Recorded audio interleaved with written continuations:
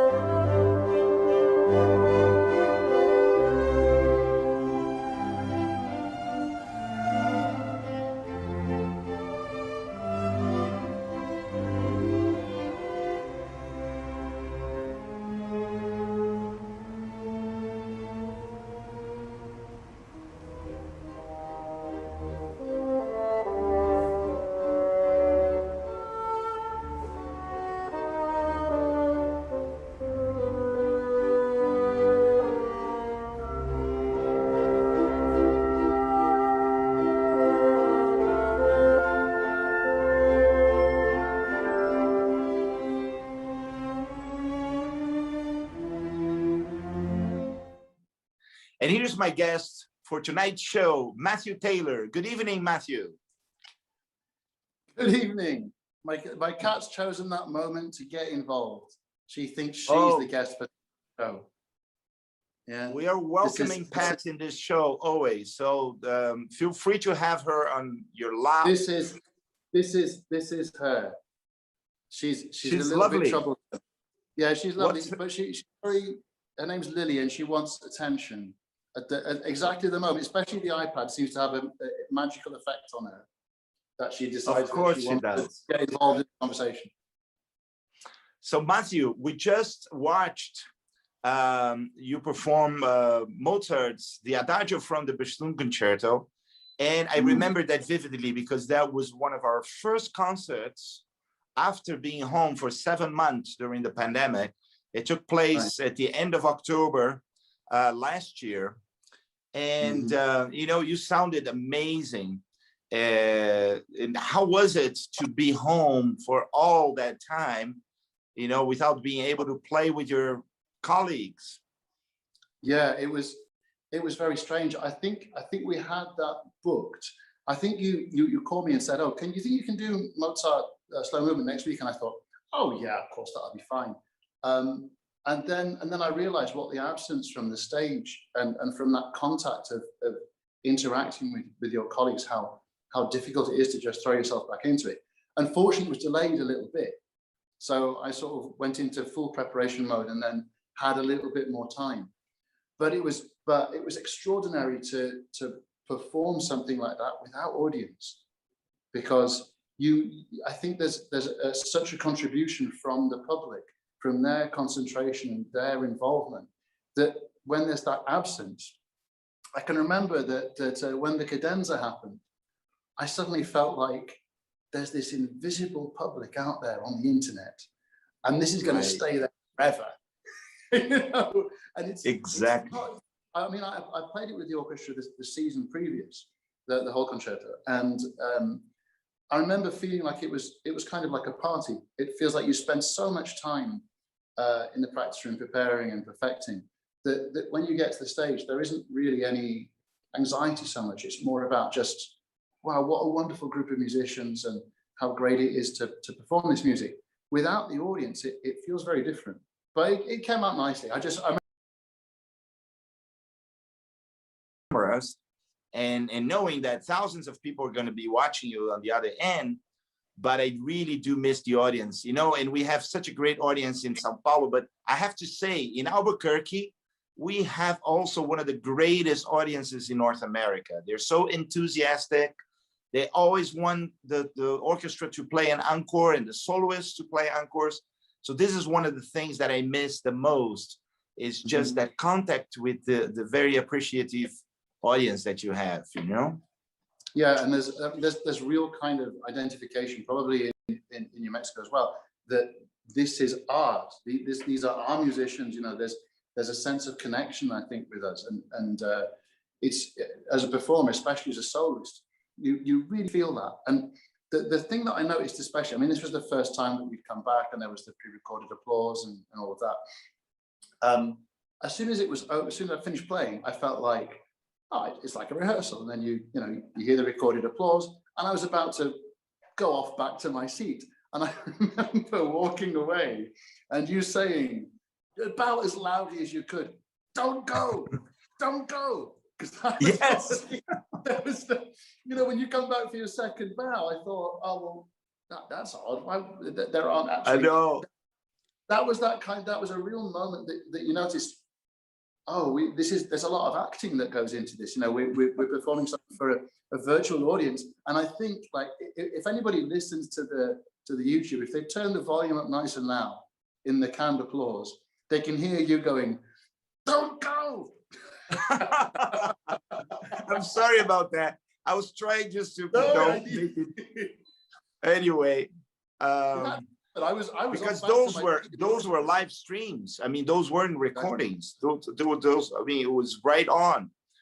Yeah. But Matthew, you know, I was one of the things I like about this show is that I get to know the musicians better and just have a closer look at in their careers and what they've been doing. And, you know, I was so impressed by reading your bio.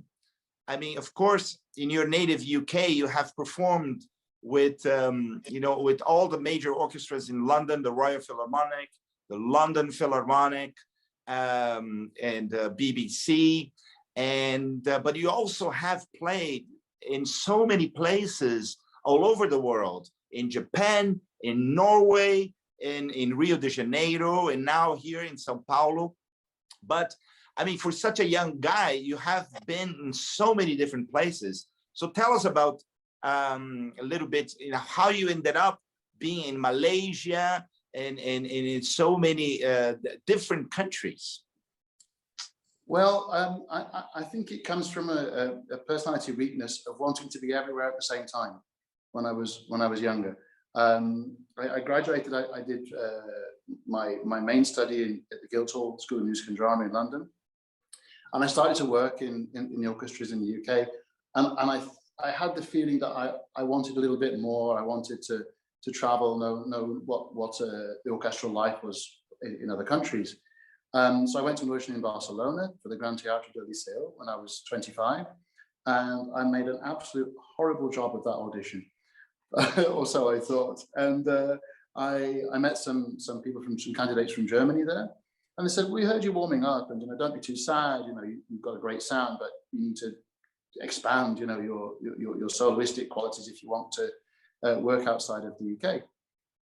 So I was very lucky to be accepted to study with Klaus Thunemann in Berlin, and that was an incredible experience, challenging, wonderful, rewarding, and kind of enabled me to reinvent many things.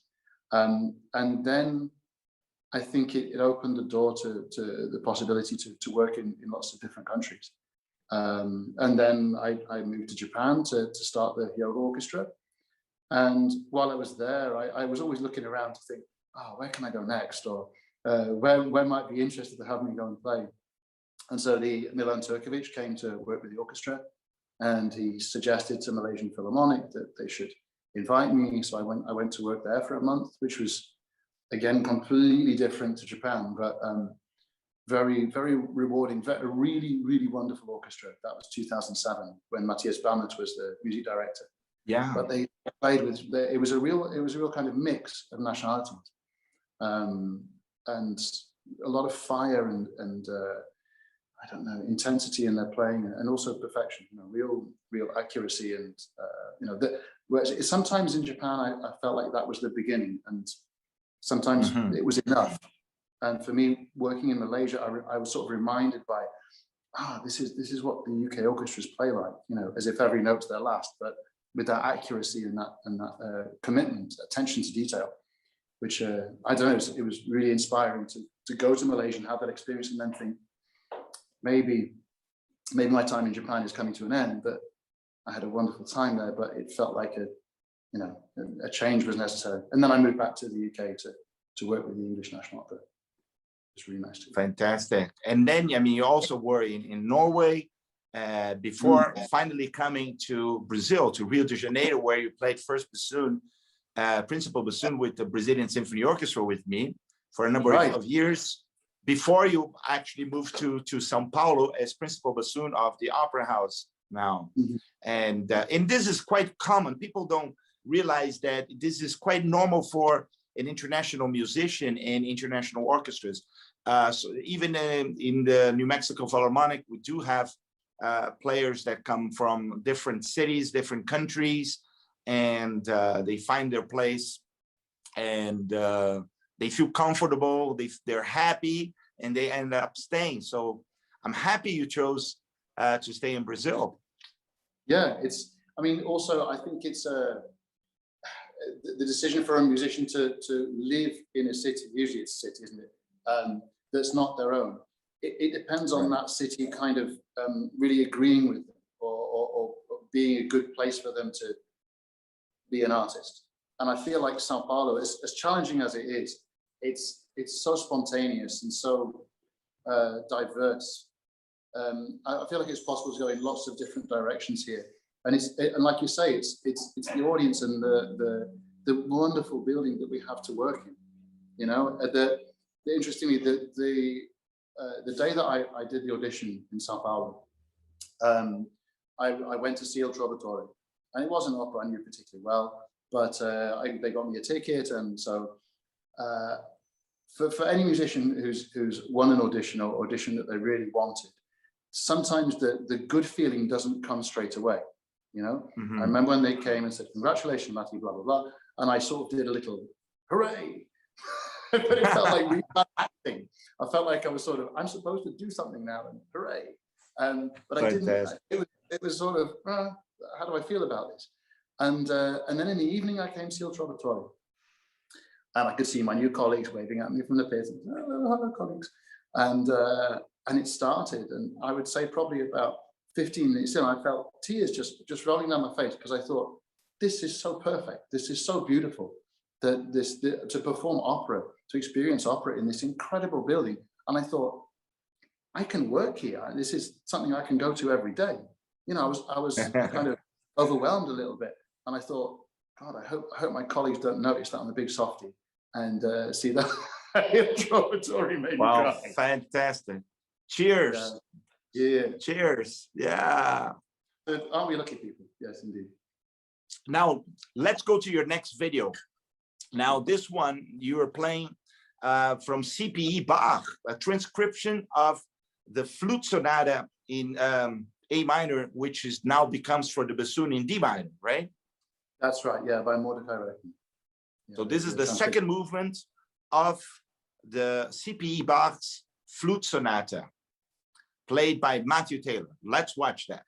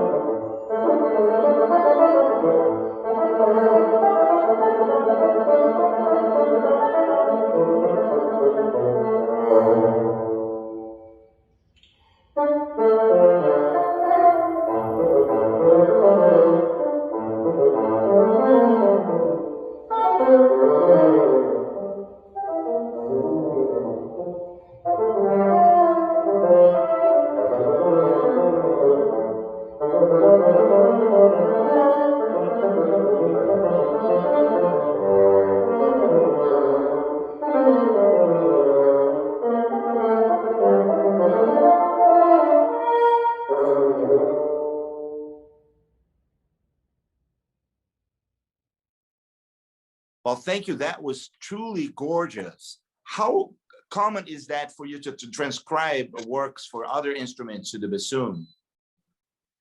I'd say it is quite common, really, especially from Baroque era, because I mean these pieces were adapted. You know, it is actually the project that I have this year is to do a similar adaptation from a different composer on a very, very big scale. Feels like kind of a mountain to climb, but with a colleague from the Teatro, we have a very nice recording project to do this year. Another thing about Speaking of great recording projects, this next video we're going to watch, it's something very different. So this is a partnership that you have with this amazing DJ, Jeff Mills. Can you tell us about this? So this is actually something that was inspired by Jeff Mills. The DJ in this video is a friend from Sao Paulo called Alistair Gillespie. And about 10 years ago, while I was living in Norway, I had the amazing opportunity to do a concert with the DJ Jeff Mills. And he was doing a collaboration between DJ and orchestra. So there was the only electronics were amplification of the orchestra and his own performance, and it was incredible. I was really surprised by how profound an effect it had on me.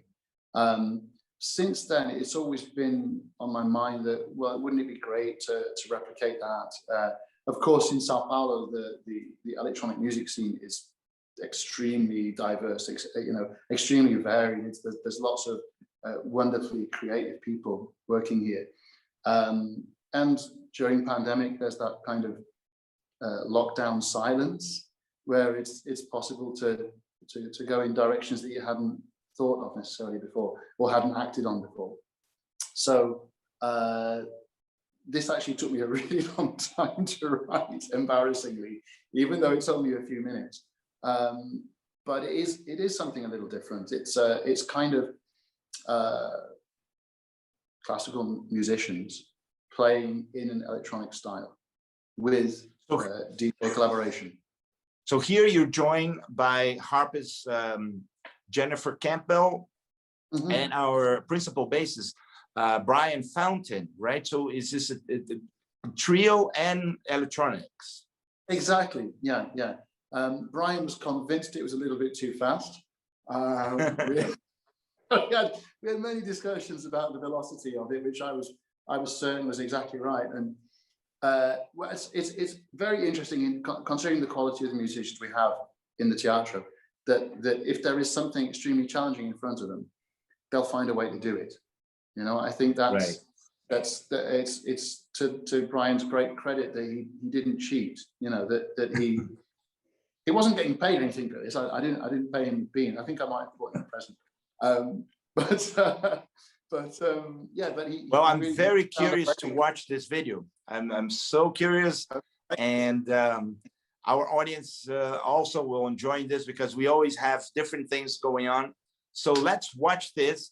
The name of the song is Belzinhos, right? Yes. Based on another song called The Bells. Correct. Well, it's a song from Jeff Mills that I like very much. It probably doesn't have very much in common with what we recorded, but it's just kind of paying homage to the man that inspired this direction. Yes. Fantastic. Okay. Let's watch that right now.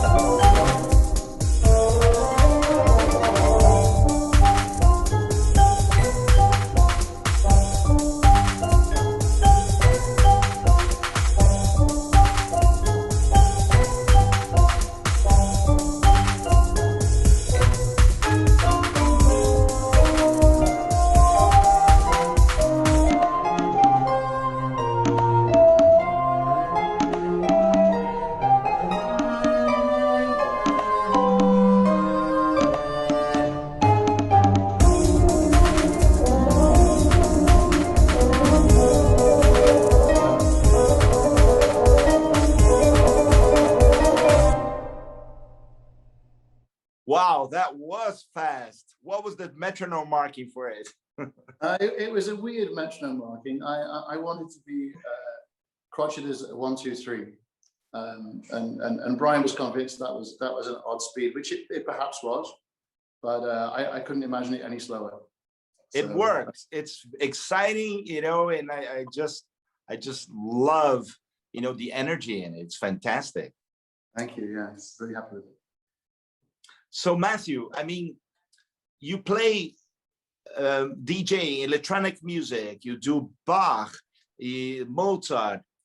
Recently, we also did a wonderful ballet, a full production of The Rite of Spring of Stravinsky. And that is one of the most difficult solos for any bassoonist. I mean, this is a solo that you have to play at every audition if you want to get into an orchestra. And we played that, I think I counted that. We played a total of 18 performances, right? Yeah. And you were absolutely perfect on all of them. Tell us about this Rite of Spring solo, which initiates with the bassoon. Yeah, it's an extraordinary thing to do, isn't it? It just sounds like extraterrestrial music. It does. It's an incredible thing to approach, because to portray the beginning of everything, it's fascinating. I think that it wasn't made any easier by the fact that there was a 15 minutes pre-recorded prologue.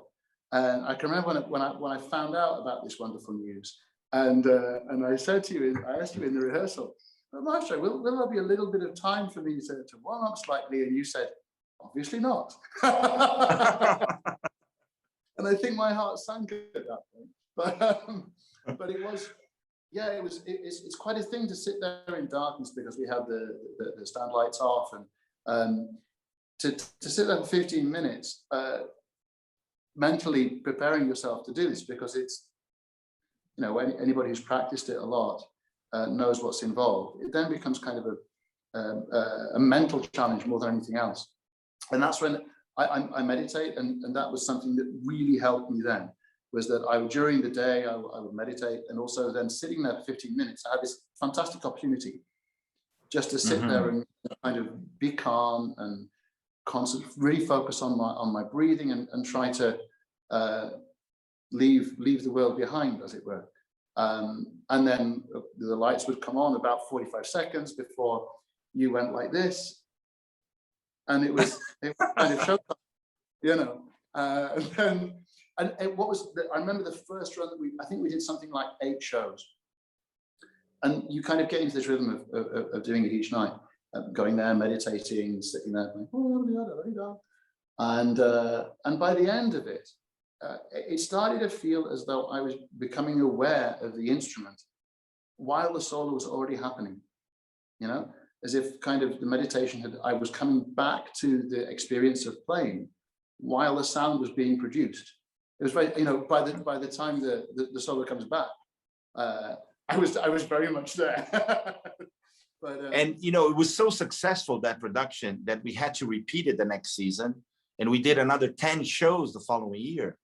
And it's been, you know, to this day, is one of my favorite productions ever. And you did, you know, beautifully. But tell me, what made you choose the bassoon as your, you know, your life's purpose? I mean, does anybody choose the bassoon, really? I think the bassoon chooses people, really. It's such a strange beast, isn't it? Well, I was already playing recorder. My dad was a head teacher and inspector of schools in England, and he had recorder groups always. So I was actually recently, probably the last time I was home, about just over a year ago. My parents have never tried to play the bassoon, and my mum has always said, "Oh, your musical talent comes from me. You know, I'm the singer. I play guitar." Da, da, da. And so I said, "All right, now it's time, Mum and Dad. I've been playing for 32 years now. I think it's about time you had a go." So, you know, I gave each of them the bassoon. I said, "Right, Here's how you make a sound, and blow down the reed, move your fingers on the holes. My mum was dreadful. It was like an unhappy pig. It was just an awful noise, like a pig dying. And I said, all right, Mum, let's not do that anymore. You know, put a pin in that illusion that my musical talent comes through. And then my dad, what was incredibly interesting was my dad played, and he very quickly got a scale. But also one of the mistakes that I made as a kid, my dad, who's 75, was making as well. The position of his finger on the instrument was identical to mine at 11 years old. Really? It was extraordinary, and he was playing quite well. You know, for a first go, he was getting a quite nice scale. Yeah, so I think that it was kind of I was playing recorder. I wanted an oboe. They had no more oboes, which was a fantastically lucky escape. And I was given a bassoon, and after about 6 months, my teacher said, "Don't really know what to tell him now." And Wow. I auditioned for a music school and left home at 12. Fantastic. Well, let's hear a heavenly bassoon sound now, with you interpreting an aria from Bach's The Ascension Oratorio. So let's watch that now. Matthew Taylor on bassoon.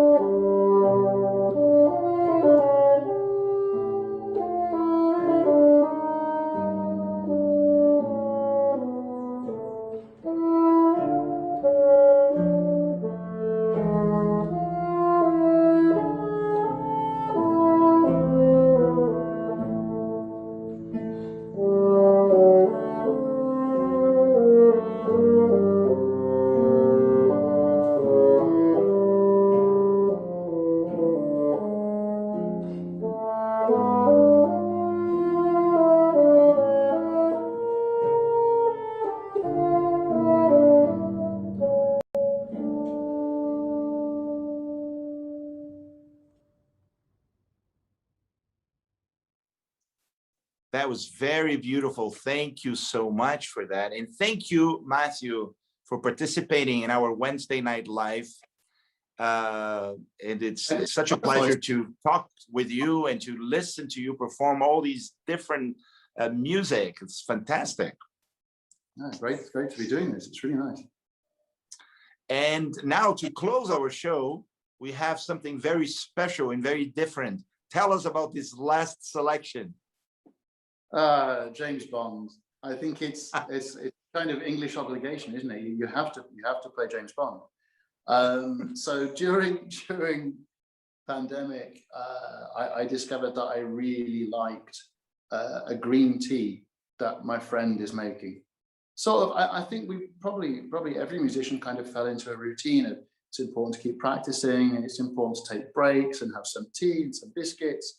And so I discovered that I was quite passionate about this matcha that my friend was making. So I called him up and said, look, I've got an idea, because obviously the bars, the restaurants are closed. You're not selling that much green tea. If you want, I'll do this little commercial for you with me playing, Amazing. 4 of me playing the James Bond theme tune. And at the end, I'll do a little joke to try and get more people drinking your green tea, because it's fabulous. Then the wonderful thing about him was he started sending me cases of the green tea, which I didn't see that coming. But these cases kept arriving at my apartment. So through the whole of last year, I was drinking this incredible green tea that he was sending to me. Really, really nice bloke. And the tea's great. Fantastic. I just hope you get some sleep. Usually green tea wakes me up, you know. Yeah, I wouldn't have it at night. I mean, it's not sponsored by Bear Matcha. You know, other green teas are available. But I strongly recommend that one. And, it was a lot of fun making this video. Cheers to you for that, Matthew. Thank you for joining us for this program. And it was lovely to have you in our show. I hope you have a chance to come to Albuquerque one of these days, get to know our great orchestra, get to know the great city and the great state of New Mexico. And,